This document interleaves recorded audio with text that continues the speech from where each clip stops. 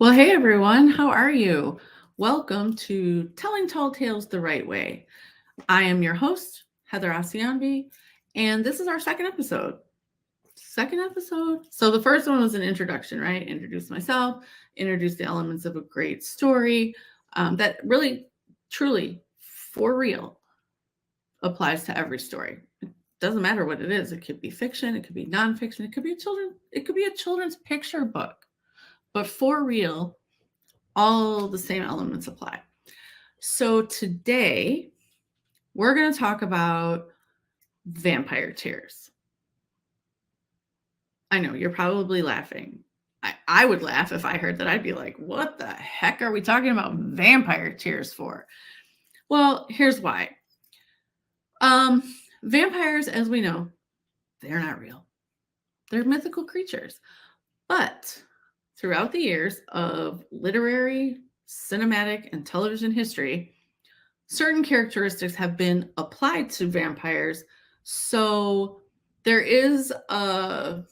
are rather certain expectations that come with featuring vampire characters. Okay. And so we're going to talk about True Blood and Vampire Tears specifically as they relate to consistency and congruency. So I just want to introduce myself again. I am Heather Asianbi. I am a best-selling editor, so I've edited best-selling books, and I have edited dozens and dozens of children's books just because they're beautiful. I apply all the elements of every great story to every book I edit. So what are those elements? Is there a true beginning, middle, and end? Do we clearly understand who everyone is and what role they play? What is the primary point of the plot? Like, what's the plot? What's the story about? Think about it as like that deep voice dude that you hear, like, she thought she was just a small town waitress until she discovered blah, blah, blah, right? Like, that's the plot. Where does it take place? Is it in modern times? Is it in a different galaxy far, far away, right? When does it take place? Star Wars is a little nebulous, but that's some pretty futuristic stuff, right? So clearly not in this general time frame of human history as we know it. Why does the story even start to take place? What kicks off the action?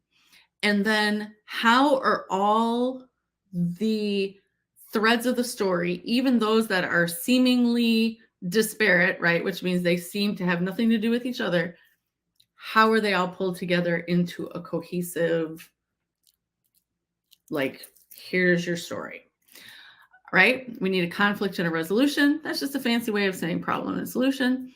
We need well-drawn characters who experience character growth. That makes sense and isn't just God in the machine sort of a thing where the writer's like, I wrote myself into a corner. How do I get out? We need a fully realized world and rules that apply to that world, like Star Wars, right? We're just talking about. Consistency and congruency, which is what we're going to talk about today. Are the rules that have been established for that world, do they flow through? Does everybody still have to follow them? And what's the tone and style? Are those also consistent and congruent? Okay. So so first of all, True Blood was a series on HBO. I just recently binged it on Hulu because I had never seen it before. And I think it premiered in like 2007, 2008. So it's been a minute since it premiered. And basically it's based on a series of books, the Southern Vampire series by Charlaine Harris. I never read those books. I don't know anything about them. I just knew True Blood was out. I had friends who loved it. And I was like, yeah, well, I don't have HBO. So what are you going to do? But now that it's on Hulu, binge. Yeah, binged it. Binged all 7 seasons. And the primary characters are Sookie Stackhouse. She is a small, like, she's just like, I'm just a normal girl who happens to be telepathic. Really? People just have telepathy? Anyway, so spoiler alert. I'm just going to pause here in case you don't want to know, in case you haven't seen it. Sookie's part fairy, like actual fairies, like with wings, right? They don't actually have wings, but I'm just saying she's part fairy. Like when you think of a fairy, we typically think of them as having wings, right? And certain magical powers. William Compton is her primary love interest for the series, and he is a vampire who was turned in 1865-ish when he was on his way home from the Civil War. So this is also where like time and place come in, right? Because we do jump back and forth in time. Luckily, we have those little lower thirds that tell us we're here at this particular year or whatever, right?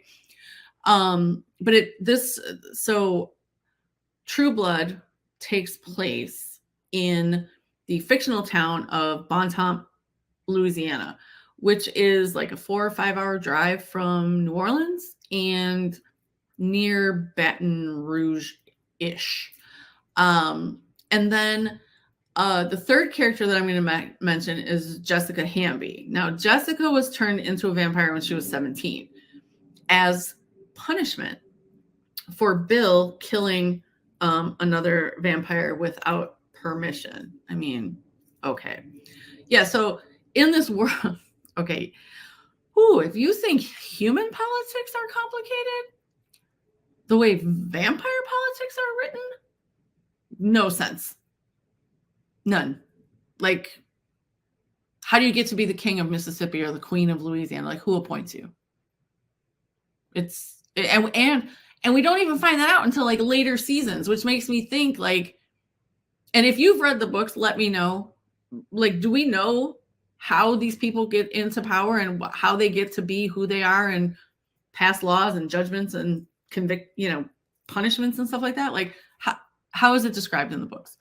But anyway, I mentioned Jessica Hamby specifically because Bill turns her into a vampire as punishment for killing another vampire without the aforementioned permission. And the reason why I bring her up is because she is referred to consistently as a baby vampire, right? Which means she's newly turned. She is less than, 50 years old as a vampire, let's just say. And she cries. She cries a lot. Which I guess as a teenage girl, should we be surprised by that? I mean, but anyway, that's why I mentioned her, because she cries a lot. Okay. So let's talk about some other series and how they have handled the vampire myth. Okay. So Supernatural, which is the picture on the left, Dean Winchester. So Supernatural follows brothers Dean and Sam Winchester. They are considered they're hunters, and what they do is they hunt supernatural evil. That could be vampires, that could be witches who get their powers from demons, that could be figures from American folklore or Native American folklore. It's just a bunch of anything. And then angels come in and there's demons. Anyway, okay. I bring this up because on Supernatural, Dean, who is one of the heroes of the show, he gets turned into a vampire. Now, according to the world of Supernatural, you can come in and out of vampirism. So you can get bit by a vampire and then need to feed. But then and this is where it's a little hazy for me, and I just literally looked this up like yesterday. You can feed on the blood of the vampire who turned you, and then that takes you out of being a vampire. So you could be human, then a vampire, then human again.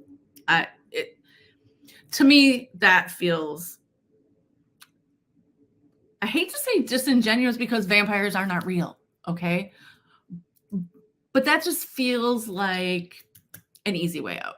right? It doesn't, because then why wouldn't, like, being a vampire can't be super fun. Not in the supernatural world, it's not. Like, okay, anyway. All right, anyway, my point is, on Supernatural, you can come in and out of vampirism, although certain characteristics do remain, like you need blood to survive. Okay. So the picture, oh, there we go. The picture on the right is of Spike, who is a character on Buffy the Vampire Slayer. Now, despite its ridiculous title, Buffy the Vampire Slayer, my humble opinion is some of the best storytelling that has hit television screens ever. Were there episodes that fell down on the job? Of course. But overall, it's fantastic, honestly. But the way they describe being a vampire is that you're bitten by one, and then you have to drink blood to finish your transition, which takes 3 days. And yes, that is biblical in reference, right? But when you do that, your human soul ceases to exist, and a demon actually takes up residence in your body, which is why when their vampire side comes out, they look like that, right? They get the weird head and their eyes get all ooky, and then their fangs can come out. Okay. So there's different ways to handle it. So I say that because, different shows are going to handle the vampire lore in a different way, but there are ways that we consider, or things about vampires that I think we've just come to accept in the last couple hundred years when they've become part of our like literary history, right? So yes, they drink blood. That's how they get their sustenance, right? They have to drink blood, whether it's human blood or animal blood, live person, dead person, blood bank, doesn't matter. They have to drink blood. That's where they get their nutrition, fuel. I mean, pick your word, however you want to do it. They also need an invitation to come into your house. I'm not altogether sure where that came from, but let's just go with it. There are certain herbs that can poison them, like wild rose and hawthorn. Silver is another thing that harms them, right? So you can put silver, like if you True Blood, since we're going to be talking about True Blood, when vampires are arrested by the vampire police, instead of using regular handcuffs, because they could break those, because vampires are super duper strong, they wrap silver chains around them because that weakens their power. Also, the way that you kill a vampire is fairly consistent no matter what the show or movie is about, right? You can cut their heads off, or you stab them through the heart with a wooden stake. Why a wooden stake? Looked it up. So that is also wrapped up in Christianity, because Christians believe that Jesus was crucified on a cross. And so because vampires are unholy, a wooden stake represents the blood of Jesus vanquishing the evil. Okay. Now, the whole thing about vampires being able to see their reflections or not doesn't, in the last few shows and things I've watched, it doesn't really come into play. They can see themselves. I did look it up though, and it apparently originated because mirrors were backed by silver. That's what was the reflection. And because silver is dangerous to vampires, so I don't know. To me, that's just not congruent. So whatever. Okay. So let's talk about the consistency and congruency. Oh, that cut off. Of vampire tears. Okay. All right. So this is good. Okay. This is going to be gross. Let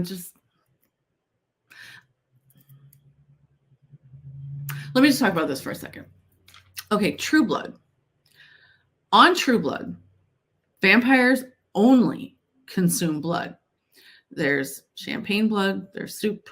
When they're like, you want a drink, it's blood in a glass, right? But they do apply human-like conventions to the blood. So there can be a vintage, right? So this person was drained in 1776, let's just say, right? And this person was drained in 1986, right? So big difference. Or this person was a 17-year-old Italian, which is why you can taste herbs and garlic and stuff in their blood, right? So blood is the only thing they consume. Which brings me to the point. Why,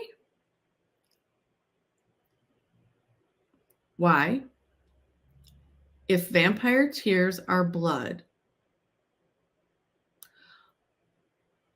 Okay, again, I'm just warning you, this is gross. I'm sure you can kind of know where I'm going with this at this point. Why are their bodily fluids not all blood then? Why is their saliva not blood? Their tears are blood and they only consume blood. Why is their saliva not also blood? They bleed blood, right? Like, that sounds funny, doesn't bleed blood, but you know what I mean, right? So if they're cut, they bleed, which it brings up another point altogether about heartbeats. We're just not going to even go there. We're focusing strictly on the vampire tears. And I'm just going to say this, and again, here's your gross warning. There's a lot of human vampire sex on True Blood. So if vampire tears are blood, wouldn't all their bodily fluids be blood? I told you it was gross. But this is what I thought of when I was watching it. I was like, wait a minute. And a friend of mine keeps saying, you know what, put that aside, get over it. And she's right, because whenever we're consuming fictional material, whether it's a book, TV, or a movie, there's a certain amount of disbelief that we have to suspend, right? We have to be willing to let go of everything we know about the real world to pop into the world of the book, TV, or movie, right? So we have to be willing to suspend our disbelief. And I can do that. I do it all the time. I read books that are fantasy books, the Harry Potter, the whole series. I read those books more than once, for real. I did. And I love them. Yeah, it doesn't mean I don't have my quibbles. I do. But okay. But again, if you're going to construct a world and give it rules, such as vampires only consume blood, they cry tears of blood, then all bodily fluids should be blood. I'm just saying. Okay? But how can they fix this, right? This is one thing to point fingers, right? I'm not the creator, but oh, you're the critic sitting in the corner pointing fingers. Well, actually, I feel like the Vampire Diaries could have come to the rescue on this. Wait, did the Vampire Diaries? I think the Vampire Diaries started before. I should look that up. The Vampire Diaries, I believe, started before True Blood, or short. Well, it doesn't matter. Anyway, this is why I say Vampire Diaries could have solved all these issues. And any show that incorporates vampires really should follow their example. Okay, and here's why. So in this picture, you see Damon Salvatore and Elena Gilbert. Okay. Who are they and why should you care? Damon Salvatore and Elena, and then Damon's brother Stefan are a love triangle. Damon and Stefan are vampires. Elena is not, although she is a vampire at one point. It doesn't matter. Okay, anyway, my point is very early in the series, and I want to say like episode 1, no, maybe 2 or 3. And I don't remember who Damon is talking to. Trust me, I gave it a Goog in every known every iteration I could think of, and I couldn't find the exact episode or who he was talking to. But you see in that slide, he's sitting down, he's eating a cheeseburger, he's having French fries, drinking a beer, right? A character, it was either Elena or her friend Vicky, who Damon turned into a vampire, asking, wait a minute, don't you drink blood? And he was like, well, yeah, of course I do. I have to have blood, to keep up my strength, to keep up my speed, my super duper vampire hearing, my eyesight, all the vamp things. Oh, I probably should have mentioned all that too. Anyway, vampires are super strong, great hearing, amazing eyesight, and very fast. Kind of fast. So he's like, yeah, I have to have all this. I have to have blood to do all of this. But otherwise, my body works just the way it would. So he can enjoy a cheeseburger just like I can enjoy a cheeseburger. The difference is I will gain 5 to 10 pounds for smelling a cheeseburger, and he's a vampire and he can eat whatever he wants and not gain an ounce. Okay? Not fair. I know. But anyway, so I feel like by establishing that precedent, like right off the bat, the creators of Vampire Diaries let viewers know exactly how vampires would be governed in this world, like their characteristics, their behavior, their, all of the things. And I feel like more shows could do that, right? Like establish the rules. Not that Vampire Diaries didn't fall down. There is a huge episode. Well, there's a component, and we are going to get into it. Not this season, maybe next season. But I'm just letting you know that, played loosey-goosey with the rules. But by doing this one simple thing, yeah, I need blood for fuel, to, sustenance and fuel my life form. But I can eat and drink anything else I want because everything else pretty much works the same. Okay, well, that tells us a lot. So you can cry regular tears, you have regular spit in your mouth, and other bodily fluids are also more human in nature, which makes the whole idea of human vampire sex a lot less disgusting, right? So there you go. So that's how I really feel like True Blood could have solved it. Either that, or they just don't cry vampire. They just don't cry red tears. Like, why are they crying blood? Okay. So they violated their own rules. And also I found a Reddit thread that talks about how in later series, which I also noticed, that as the vampires, like if they're getting emotional, right, and they're about to cry, and their eyes start to well up with tears, in earlier seasons, that would have been like little red rimmed eyes, right? But in later seasons, it's just regular human tears. Now, when the tears fall, that's blood. And I know it's a small thing, as my friend says, I should really just get over it. And I will, one day. But I'm just saying, if that's the rule you're going to establish, then let's make the rule. Make it consistent across the board. Otherwise, make your vampires, whatever rules you choose, just make sure you adhere to them from start to finish. The Vampire Diaries took care of that. Hey, I need blood, but I can eat and drink whatever, right?